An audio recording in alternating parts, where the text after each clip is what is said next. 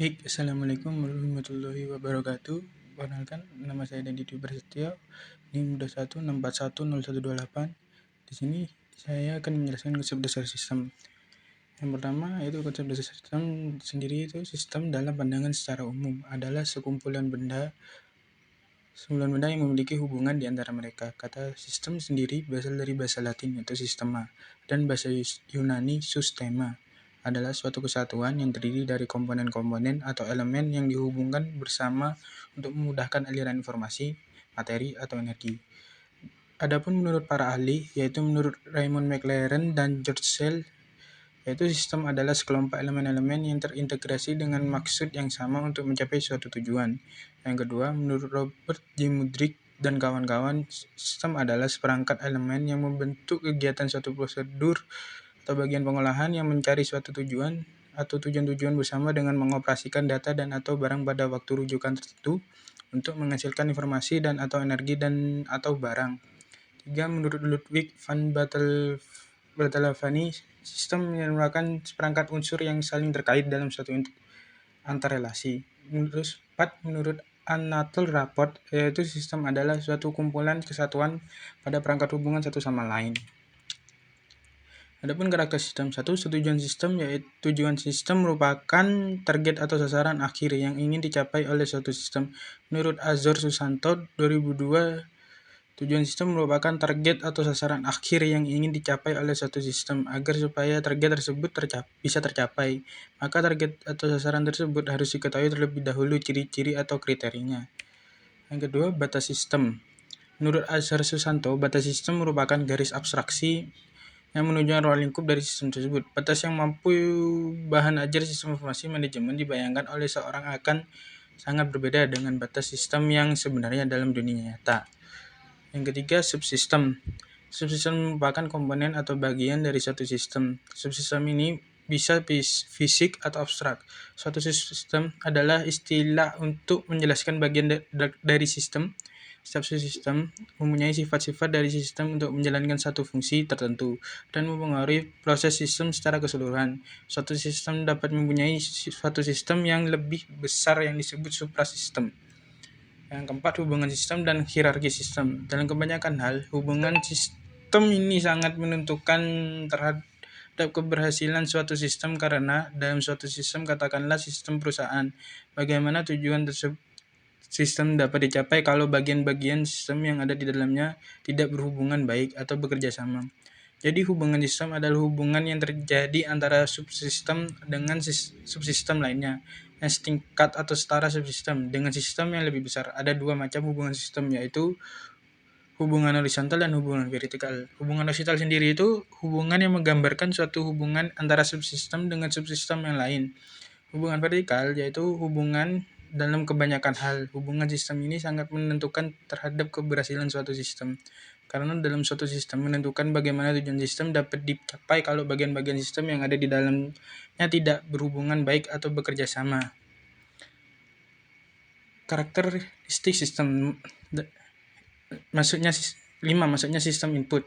Input merupakan segala sesuatu yang masuk ke dalam suatu sistem. Input dapat berupa energi manusia, data, modal, bahan baku, layanan, informasi, dan lainnya. Menurut Azhar Susanto, input ini merupakan pemicu bagi sistem untuk melakukan proses yang diperlukan. Input dapat diklasifikasi ke dalam 3 kategori, yaitu serial input, probable input, dan feedback input.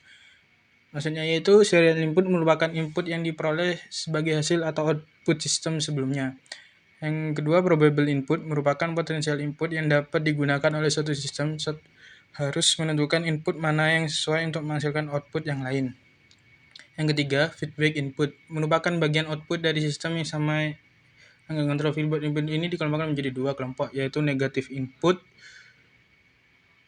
feedback input dan positive feedback input. Negative feedback input yaitu digunakan sebagai alat kontrol untuk memperkecil. Positive feedback input digunakan sebagai alat kontrol untuk meningkatkan suatu. Misalnya, penjualan tahun ini dinilai terlalu kecil, maka nilai penjualan yang terlalu kecil ini akan digunakan sebagai input bagi sistem yang sama sehingga sistem akan meningkatkan nilai penjualan. 6. Pengolahan sistem atau proses. Proses merupakan perubahan dari input menjadi output. Proses ini mungkin dilakukan oleh mesin, orang, atau komputer. Proses kombinasi input serta urutan yang berbeda untuk menghasilkan output yang bermacam-macam menjadikan proses sangat kompleks. Proses mungkin berupa perakitan, transformasi, penggabungan, pengklasifikasian, perpaduan, dan lain sebagainya yang bertujuan untuk menghasilkan suatu macam output dari berbagai macam input yang disusun berdasarkan aturan tertentu.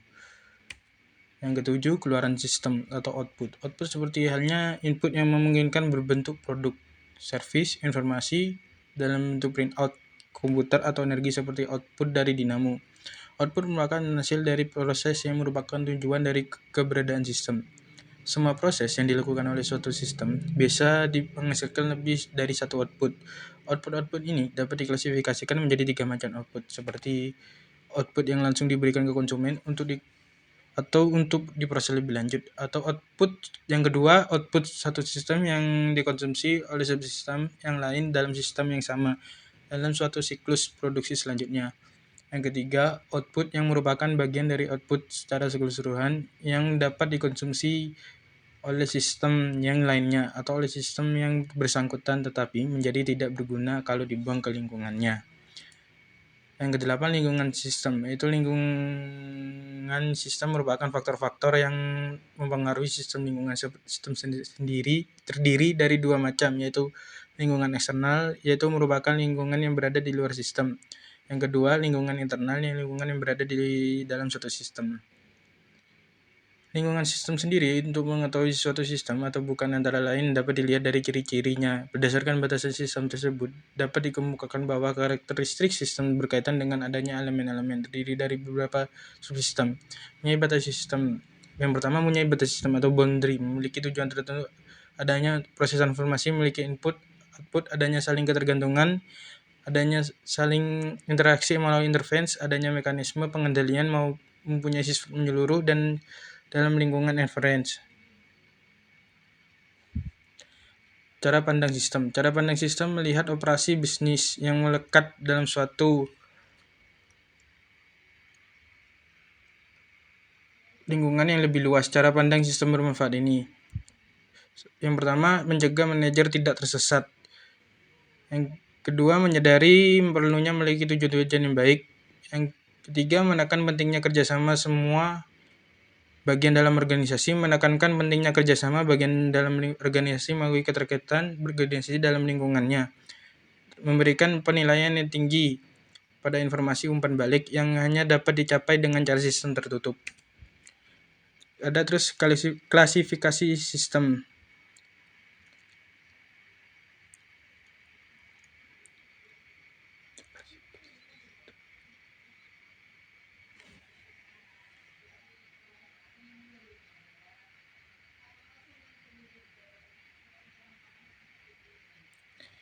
Menurut Azhar Susanto, sistem dapat diklasifikasi dari berbagai sudut pandang, diantaranya yaitu sudut pandang lingkungan. Yang pertama, sudut sistem terbuka adalah sistem bila aktivitas di dalam sistem tersebut dipengaruhi oleh lingkungan. Dan ada sistem tertutup, yaitu sistem yang bila aktivitas sistem tersebut tidak terpengaruhi oleh perubahan yang terjadi di lingkungannya. Yang kedua, sudut pandang dalam pembuatannya. Ada sistem buatan manusia dan sistem buatan ilmiah. Sistem buatan manusia yaitu sistem yang dirancang oleh manusia. Sistem alamiah yaitu sistem yang terjadi melalui proses alam, seperti sistem matahari, sistem angkasa, dan sistem reproduksi dan lain-lain. Yang ketiga, sudut pandang keberadaannya. Ada 2, yaitu sistem berjalan dan sistem konseptual. Sistem berjalan merupakan sistem yang saat ini digunakan. Yaitu sistem konseptual, yaitu adalah sistem yang menjadi harapan atau masih di atas kertas bila kita merancang suatu sistem dari sistem yang belum diterapkan. Yang keempat yaitu sudut pandang kesulitan. Sistem ada 2, yaitu sistem sederhana dan sistem kompleks. Sistem sederhana adalah sistem yang memiliki sedikit lingkatan subsistem atau komponen serta hubungan antara mereka sangat sederhana. Yang kedua, sistem kompleks. Sistem kompleks ialah sistem yang memiliki banyak tingkatan dan subsistem atau komponen yang dihubungkan dalam berbagai cara. Yang kelima, sudut pandang output atau kinerjanya. Ada 2, yaitu sistem yang dapat dipastikan, ada sistem yang tidak dapat dipastikan. Maksudnya yaitu sistem yang dapat dipastikan artinya dapat ditentukan pada saat sistem dan sedang dibuat. Sistem yang tidak dapat dipastikan, ya artinya tidak dapat ditentukan dari awal, tergantung kepada situasinya terhadap yang dihadapi sejalan dengan pandangan di atas terhadap sebuah pandangan dalam kategori dari sistem memberikan pemahaman bahwa sistem dapat berubah sejauh dalam kondisi waktu tertentu. Model dan pembuatan model. Menurut McLeod menyatakan model sebagai penyederhanaan atau abstraksi dari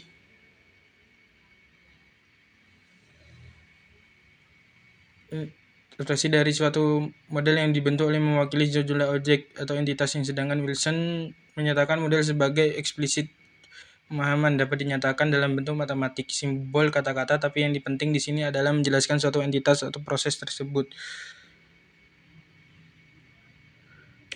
Di sini ada beberapa jenis model, yaitu model fisik, yaitu penggambaran identitas dalam bentuk 3 dimensi, model naratif, penggambaran identitas dalam bentuk lisan atau tulisan, terus model grafik, penggambaran suatu entitas dalam pembentukan simbol garis atau bentuk, model matematika, penggambaran suatu entitas dalam bentuk persamaan atau formula matematika.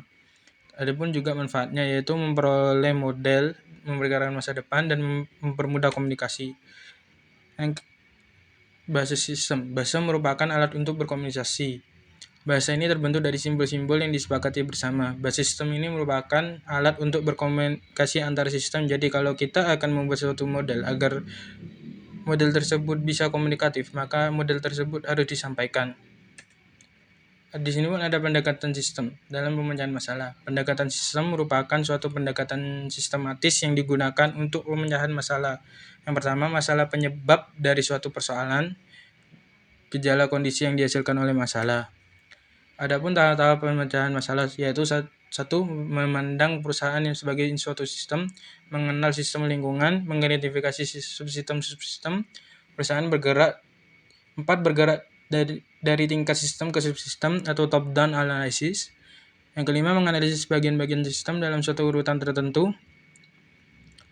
Yang keenam, mengidentifikasi berbagai alternatif solusi pemecahan masalah. Ketujuh, mengevaluasi berbagai alternatif atau solusi.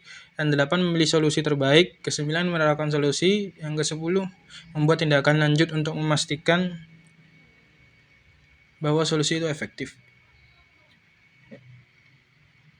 Pendekatan sistem menurut McLeod dari usaha persiapannya itu dari langkah 1 sampai 3. Definisinya 4 sampai 5. Solusinya yaitu 6 sampai 10. Terus pengendalian sistem. Pengendalian adalah proses untuk mengukur kinerja sekarang dan membimbingnya pada suatu sasaran yang ditetapkan, dengan kata lain untuk mencapai efektivitas pencapaian tujuan. Elemen kunci pengendalian. Untuk elemen kunci pengendalian sendiri ada 5. Tujuan dan standar maksud sasaran ditetapkan oleh terlebih dahulu untuk mengukur kinerja, untuk membandingkan atau mendeteksi berbagai perbedaan, untuk mengoreksi dan menyesuaikan. Yang kelima, feedback dan feedback loop.